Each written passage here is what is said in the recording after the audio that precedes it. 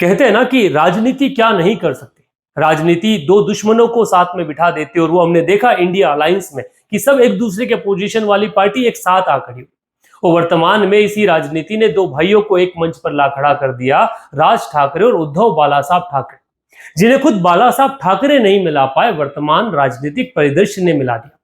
अपनी खोती हुई राजनीतिक पृष्ठभूमि को बचाने के लिए ये दोनों भाई और आगामी बृहद म्युनिसिपल कॉर्पोरेशन बीएमसी के चुनाव को ध्यान में रखते हुए भाषा विवाद को अपना मुद्दा बनाकर एक मंच पर आ खड़े। भाषा विवाद जो न्यू एजुकेशन पॉलिसी के 3 लैंग्वेज फॉर्मूला से उपज के बाहर आया, जिसमें महाराष्ट्र में हिंदी का कंपल्शन हुआ, उसमें उनको अपना एक राजनीतिक रोटी दिखी कि हाँ यहां से हमारा काम हो सकता है। उन्होंने मराठी अस्मिता को फिर से अपना नारा बनाते हुए बीएमसी के चुनाव में जो लगभग 70% वोट बैंक है उन पर अपनी छाप वापस छोड़ने की कोशिश की गई। वर्तमान में अगर महाराष्ट्र की स्थिति देखी जाए तो वह कहीं दो अलग अलग दल है, एक तो आप एनडीए कह सकते हो और दूसरा इंडिया गठबंधन। एनडीए में जहां पर बीजेपी के साथ में शिवसेना जो अभी एकनाथ शिंदे के नेतृत्व में और अजित पवार के नेतृत्व में एनसीपी है, वहीं दूसरी तरफ जो अलायंस है उसमें उद्धव ठाकरे बची हुई आदि शिवसेना के साथ में, शरद पवार बची हुई एनसीपी के साथ में और राज ठाकरे जो महाराष्ट्र नवनिर्माण सेना की एक नाम के एक दल के साथ में खड़े।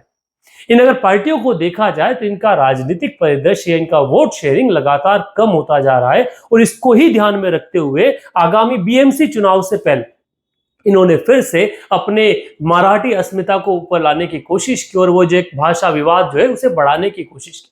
भारत हर बार यही देखता है, जहां भी आपको ऐसा कल्चर से लेकर भाषा को लेकर कहीं विवाद देखने को मिले तो आप मान लीजिएगा वहां चुनाव आने वाले हैं, वहां कोई ना कोई राजनीतिक व्यक्ति ऐसा है जिसकी खुद की जमीन सरक गई है और उसे फिर से पाने के लिए इसे किसी एक्सट्रीमिस्ट मुद्दे का साथ ले। महाराष्ट्र की अगर स्थिति को देखा जाए तो अभी चुनाव होना है और अगर इन पार्टीज को देखा जाए तो 2009 में जो चुनाव हुए थे उसमें एमएनएस ने 13 सीट और 5.71% का वोट शेयर जीता था। वहीं अनडिवाइडेड शिवसेना जो बीजेपी के साथ लड़ी थी उसने 44 सीट्स और 16.26% वोट लिया था। 5 साल बाद जब वापस चुनाव हुए 2014 के असेंबली इलेक्शन, तो शिवसेना अलग से लड़ी और 63 सीट्स के साथ में 19.35% वोट शेयर लिया, पर एमएनएस जो है उसका वोट शेयर 3.515% होकर और सिर्फ एक सीट पर सीमित हो गया।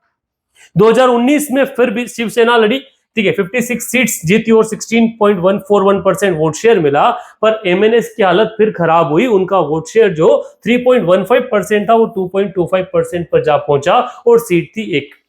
2024 के जब इलेक्शन हुए तो उस इलेक्शन में जो शिवसेना के पास सिर्फ 20 सीट आई और वोट शेयर 9.96% जा पहुंचा, वहीं एमएनएस को कोई भी सीट नहीं मिली और 1.55% तक इनका वोट शेयर जा पहुंचा। यही वोट शेयर दिखाता है कि इनके लिए मराठी भाषा को लेकर या हिंदी को विरोध करना कितना जरूरी है, क्योंकि यहीं से उनकी आगे वाली राजनीति चलनी।